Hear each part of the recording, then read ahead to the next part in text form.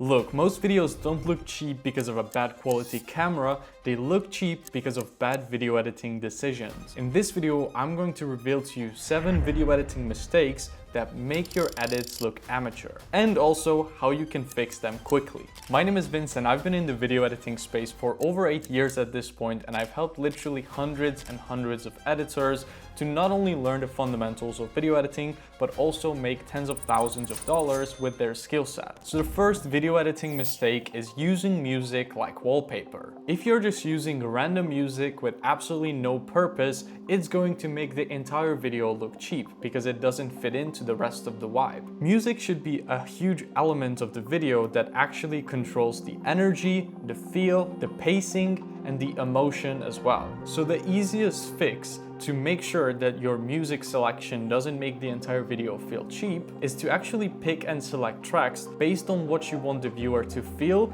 instead of what just sounds cool. Then the second mistake is overusing flashy transitions. If you're using too many of these glitch effects and zooms and whooshes, look, it's going to give across like template and just overall amateur energy. It really looks and feels like you are just hiding the fact that you are beginner or weak at editing. You're simply trying to overcompensate by using all of these effects to make the video feel, more professional. But in reality, a lot of the times, less is actually more. And by using less transitions and effects, but doing it purposefully, is going to make the video feel way more professional, because professionals know how to do all of these transitions and effects, but they also know, more importantly, when it's actually needed and when it's not. So to fix this mistake of overusing transitions, is as simple as deciding that you will be mindful with when you use it and don't just slap a transition between every single cut on your timeline.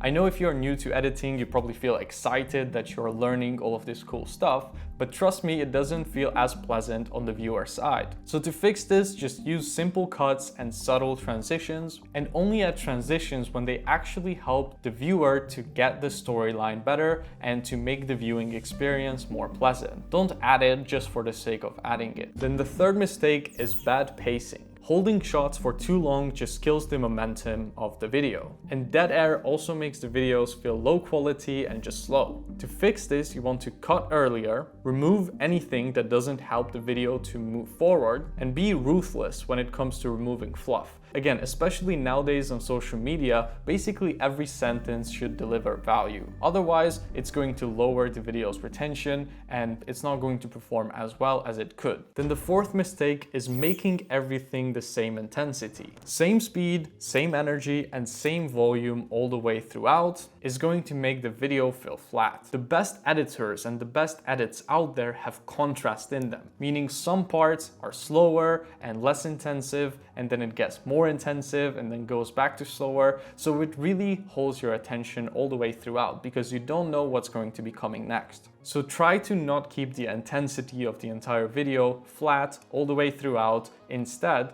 build tension, slow down where it's needed, sometimes let the moment breathe, and make the big moments hit harder. Then the fifth mistake is weak or missing sound design. Great visuals with empty audio can still feel cheap, and adding just those little extra sound effects to your edit is going to make the entire video feel way more premium. Some impacts, risers, ambiance, movement, or click sound effects, whatever actually fits the video, those little details go a really long way, trust me. So to fix this mistake, just simply use sound effects. I know it's a little bit of extra time at the end of the day, but it's going to take your videos to the next level. But at the same time, also make sure you don't overdo it, because that can actually create the opposite effect of what you want. Alright, now let's talk for a second about the sponsor of this video, Artlist. And don't worry, this fits in actually perfectly here, because one of the best and fastest ways to make your videos feel more premium is with the right music and sound design. AI music is now live on Artlist, and it lets you generate studio quality, commercial ready music inside the Artlist AI toolkit. You can use text to music, simply just describe the vibe you want and it's going to generate a new track for you, or image to music where you can upload reference images and match the mood visually with the songs that you create. Here's why this tool is an absolute game changer for editors. You can actually control the genre, the mood, the theme, and the tempo as well of all of the soundtracks that you are generating. So instead of forcing a track that kind of works, you can create something that actually fits the scene. It supports Lyra 3 for 30-second generations and Lyra 3 Pro for up to 3-minute full-length outputs. You can also choose instrumental, custom lyrics, and auto lyrics as well. And Artlist has added a few extra features that are actually super useful. Artlist Sound, which helps you refine the track towards a polished production style, Auto Prompt, which improves your prompts, Auto Lyrics, which helps you generate or improve your existing lyrics, and all of this is included in Artlist's AI Starter, AI Professional, and Max plans. So if you want better music for your edits without guessing your way to it, check out Artlist in the description of this video, and thank you so much for supporting the channel. Alright, now let's get to the 6th common mistake that editors make, and that is none other than over-processing your visuals. Too much sharpening, saturation, contrast,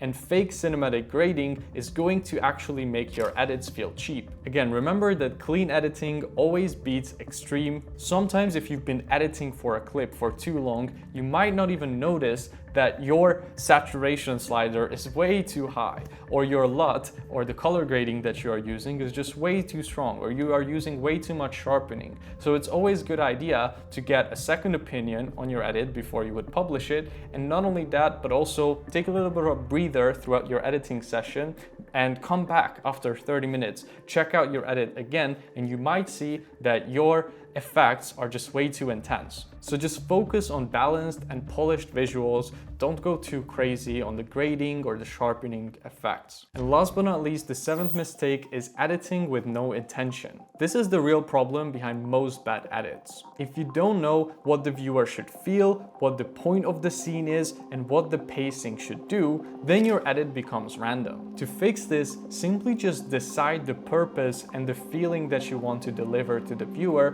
before you would actually start editing. So this way you can be intentional when you're going through this long and lengthy process. So to recap everything we talked about, if your videos feel cheap right now, focus on fixing these first. Bad music choices, too many transitions, bad pacing, no contrast, weak audio, over-processed visuals, and having no clear intention. If you just fix these, I guarantee you are already going to be ahead of 90% of editors out there. So I really hope you enjoy this video. If you want to see more content like this, make sure you subscribe to the channel, and I will see you in the next one.